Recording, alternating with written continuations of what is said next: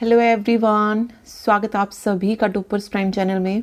इस वीडियो में आज हम पढ़ने वाले हैं क्लास 11th की इकोनॉमिक्स का चैप्टर नंबर 1 अर्थशास्त्र के लिए सांख्यिकी मीन्स स्टैटिस्टिक्स फॉर इकोनॉमिक्स। इसका इंट्रोडक्शन पढ़ेंगे कि सांख्यिकी स्टैटिस्टिक्स जो है क्या होता है।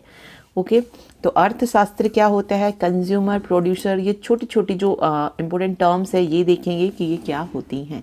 सबसे पहले अगर हम बात करें इकोनॉमिक्स की तो ये क्या है, अर्थशास्त्र क्या है। Economics is the study of how people and society choose to employ, ठीक है, scarce resources that could have alternative uses in order to produce various commodities and services that satisfy their wants and distribute them for consumption among various persons and groups in society। तो कोई व्यक्ति या समाज अपने वैकल्पिक प्रयोग वाले दुर्लभ संसाधनों का प्रयोग अपनी आवश्यकताओं की संतुष्टि के लिए तथा उनका वितरण समाज में विभिन्न व्यक्ति और समूह के बीच उपभोग के लिए कैसे करे, इसका अध्ययन क्या कहलाता है, इसकी जो स्टडी होती है वो क्या कहलाती है, अर्थशास्त्र कहलाती है। ठीक है, तो इसमें कुछ टर्म्स दी गई हैं। जैसे सबसे पहले हम बात करें उपभोक्ता यानी कि कंज्यूमर की, तो कंज्यूमर कौन होता है, who consume good and service for the satisfaction of his want. एक उपभोक्ता वह होता है जो अपनी आवश्यकताओं की संतुष्टि के लिए मुद्रा व्यय करके वस्तु और सेवाओं का उपभोग करता है। ठीक है, उत्पादक क्या होता है, वह जो आय के सर्जन के लिए वस्तुओं व सेवाओं का उत्पादन करता है। एक प्रोड्यूसर क्या होता है, जो प्रोड्यूस करता है goods and service for the generation of income, मतलब अपनी आय के लिए वो क्या करता है, वस्तु और सेवाओं का उत्पादन जो करे वो क्या हो जाता है, प्रोड्यूसर होता है। ठीक है, और जो उन संसाधनों का यूज करे वो क्या कहलाता है, वो उपभोक्ता कहलाता है, कंज्यूमर कहलाता है। ठीक है, एक होता है सर्विस प्रोवाइडर यानी कि सेवा प्रदाता, वह जो किसी को भुगतान के बदले में किसी किस्म की सेवा प्रदान करता है। A service provider is a person who provides some kind of service to other for a payment, मतलब पेमेंट लेके, ठीक है, भुगतान के बदले वो किसी किस्म की सेवा दे रहा है उसे, तो वो सर्विस प्रोवाइडर हो जाएगा। एक होता है सेवा धारक, वह जो किसी अन्य व्यक्ति के लिए कार्य करता है और इसके लिए मजदूरी या वेतन के रूप में भुगतान प्राप्त करता है, वो कौन है, सेवा धारक है, सर्विस होल्डर है। ठीक है, जैसे मजदूर किसी के लिए काम करते हैं और उसके लिए फिर जो है अपना वेतन लेते हैं, वो क्या है, वो सर्विस होल्डर है। ओके, चलिए आगे हैं एक्टिविटीज, गतिविधियां क्या होती है। तो there are two types of activities, economic activities और नॉन इकोनॉमिक एक्टिविटीज। कुछ होती हैं आर्थिक गतिविधियां और कुछ होती हैं गैर आर्थिक गतिविधियां। अगर हम बात करें इकोनॉमिक एक्टिविटीज की तो वो क्या है, वे सभी गतिविधियां जो अर्थव्यवस्था में आय के प्रवाह में वृद्धि करती हैं, जो इंक्रीज करती हैं फ्लो ऑफ इनकम, वो क्या कहलाती हैं, इकोनॉमिक एक्टिविटीज कहलाती है। फॉर एग्जाम्पल यहां पर दिया प्रोडक्शन, उत्पादन, कंजप्शन और कैपिटल फॉर्मेशन आदि।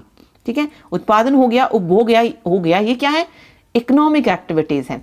फिर बात करें अगर हम नॉन इकोनॉमिक एक्टिविटीज की, गैर आर्थिक गतिविधियां जो अर्थव्यवस्था में आय के प्रवाह में वृद्धि नहीं करती हैं, ठीक है, जो फ्लो ऑफ इनकम को इंक्रीज नहीं करती। देखिए, जो इनकम को इंक्रीज कर रही है वो आर्थिक गतिविधियां, जो इंक्रीज नहीं कर रही है वो गैर आर्थिक गतिविधियां, जैसे रक्तदान, ब्लड डोनेशन।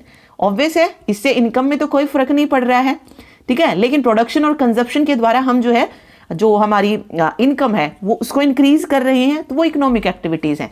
रक्तदान से कोई इनकम जो है इंक्रीज नहीं होगी, तो वो नॉन इकोनॉमिक एक्टिविटी हो जाएगी। ठीक, चलिए पूछ सकते हैं, ऐसे क्वेश्चन पूछ सकते हैं कि इनमें से कौन सी इकोनॉमिक एक्टिविटीज है या कौन सी इकोनॉमिक एक्टिविटीज नहीं है, ये क्वेश्चन यहां से पूछा जा सकता है।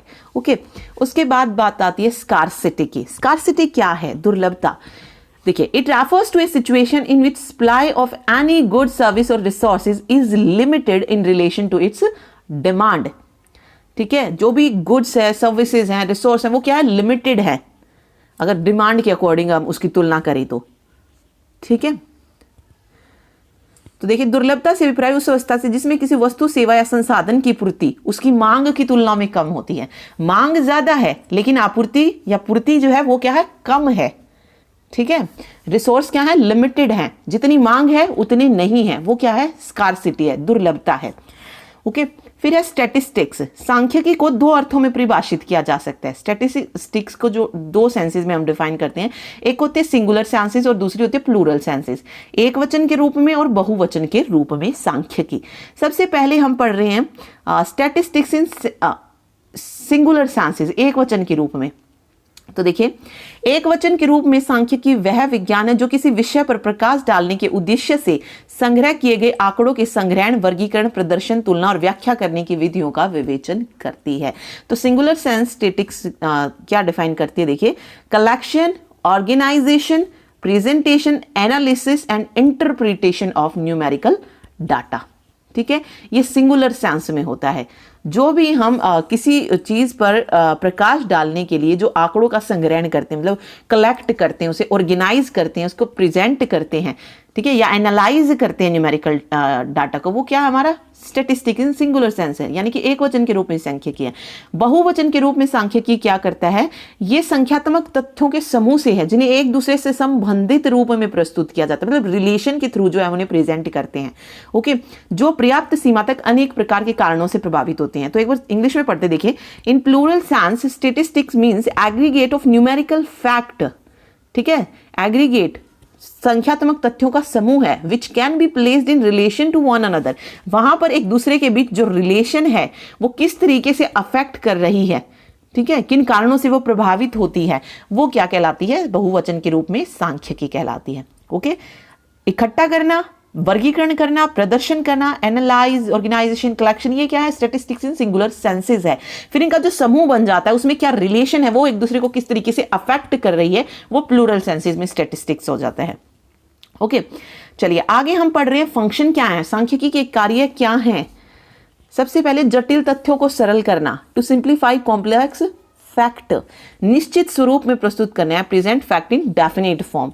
नीति निर्माण में सहायता करना, स्टैटिस्टिक्स के द्वारा facilitate policy formulation, to help in forecasting, to make comparison of facts, to enlarge individual knowledge and experience. यहीं से एक क्वेश्चन आपको दे देंगे कि इनमें से कौन सा स्टैटिस्टिक्स का फंक्शन नहीं है। क्वेश्चन ऐसे ही देते हैं हमेशा, इकोनॉमिक्स के क्वेश्चन इतने डिफिकल्ट देते हैं वो, ये आपसे पूछेंगे कि इनमें से कौन सा सांख्यिकी का कार्य नहीं है, या फिर पूछ सकते हैं कि इनमें से कौन सा सांख्यिकी का कार्य है। ऐसे क्वेश्चंस वो आपको देंगे पेपर में, तो ये आपको पता होना चाहिए कि क्या क्या फंक्शन होते हैं सांख्यिकी के। ओके, फिर जो है इंपॉर्टेंस क्या है स्टैटिस्टिक्स की इकोनॉमिक्स में। देखिए, अर्थशास्त्र की प्रत्येक शाखा अपने विभिन्न आर्थिक सिद्धांतों को सिद्ध करने के लिए किसकी सहायता लेती है, स्टैटिस्टिक्स की हेल्प लेती है। आर्थिक समस्या को अगर समझना है और हल करना है, कौन हेल्प करता है, स्टैटिस्टिक हेल्प करता है। Help in understanding and solving various economic problems. बाजार संरचना का अध्ययन करने में कौन सहायता करता है, statistics helps in study of market structure. Okay, गणितीय संबंध स्थापित करने में, एस्टैब्लिश मैथमेटिकल रिलेशन को सॉल्व करने में कॉल करेगा, हेल्प स्टैटिस्टिक्स। विभिन्न आर्थिक अवधारणाओं के व्यवहार के अध्ययन में सहायक है। Okay, useful to study of different economic concept. Okay, तो ये था स्टैटिस्टिक्स का इंपॉर्टेंस, किसमें, अर्थशास्त्र में।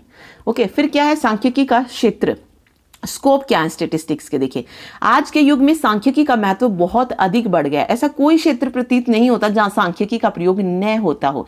विभिन्न क्षेत्रों में सांख्यिकी का प्रयोग होता है। सभी क्षेत्र, जैसे बैंकिंग हो, राजनीति हो, the business, politics, economic research हो, इन सभी में क्या है, स्टैटिस्टिक्स का यूज किया जाता है। सरकार को कुशल प्रशासन और नीति निर्माण के लिए भी सांख्यिकी की आवश्यकता होती है। For the efficient governance and policy formation data required to government also.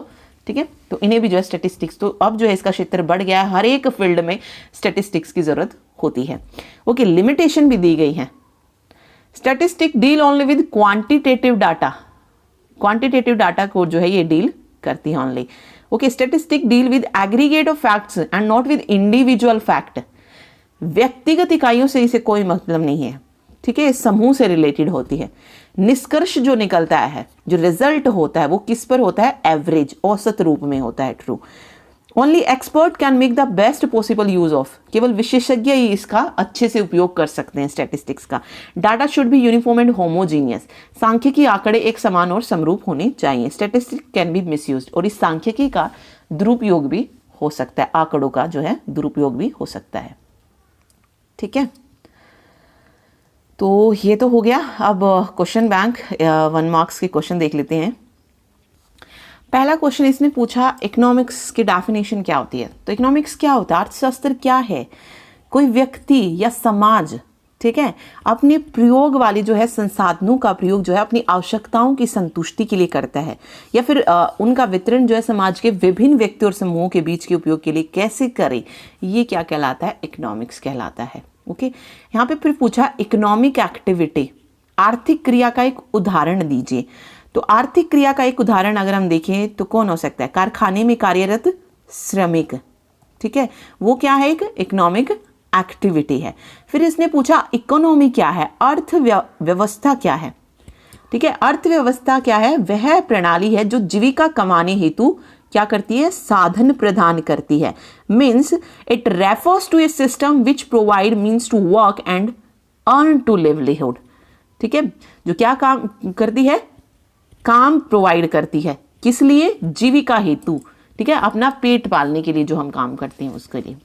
Okay, आगे दुर्लभता, हमने स्कार्सिटी पढ़ी थी, जिसमें किसी वस्तु सेवा या संसाधन की पूर्ति उसकी मांग की तुलना में कम होती है, वो उसकी क्या कहलाती है, स्कार्सिटी कहलाती है। Means refers to the shortage of resource in relation to their demand.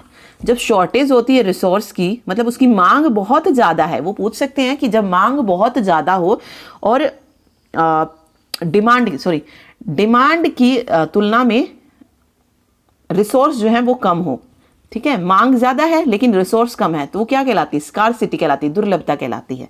Okay, फिर आगे पूछ रहा है ये व्हाट इज कंजप्शन, उपभोग क्या है। तो मानव की आवश्यकताओं की संतुष्टि के लिए वस्तु और सेवाओं का प्रयोग क्या कहलाता है, उपभोग कहलाता है, कंजप्शन कहलाता है। Okay, what is economic activity, आर्थिक गतिविधि क्या है। यहाँ पे पूछा है इकोनॉमिक गतिविधि, तो हमने पढ़ा था कि जो अर्थव्यवस्था में जो इनकम का जो फ्लो होता है उसे जब इंक्रीज कर देते हैं तो वो क्या बनती है, हमारी इकोनॉमिक एक्टिविटी बनती है। ओके, नॉन इकोनॉमिक एक्टिविटी क्या होती है, जो हमारी जो इनकम होती है उसके फ्लो में को इंक्रीज नहीं करती, मतलब जो हमारी इनकम को इंक्रीज नहीं कर रही है वो हमारी नॉन इकोनॉमिक एक्टिविटी हो जाती है। ओके, यहाँ पे फिर पूछा प्रोडक्शन क्या है, प्रोडक्शन, उत्पादक क्या होते हैं, जो सेवाओं का उत्पादन करते हैं, ठीक है। तो अगर हम बात करें यहाँ पे प्रोडक्शन की, तो कैसी प्रोसेस होती है, जहां पर प्रोड्यूसर क्या करता है, प्रोड्यूस करता है goods and service for the generation of income, अपनी इनकम के लिए जो प्रोड्यूस करता है गुड्स एंड सर्विस वो हमारा उत्पादक है, प्रोडक्शन है, ठीक है। तो ये हो गए क्वेश्चन। इसके अलावा जो यहां से पूछ सकता है आपसे, मोस्ट फंडामेंटल इकोनॉमिक प्रॉब्लम पूछ सकते हैं, तो वो कौन सी है, स्कार्सिटी है, दुर्लभता। ओके, तो यही कुछ क्वेश्चंस हैं जो यहाँ से पूछे जा सकते हैं। Thank you so much.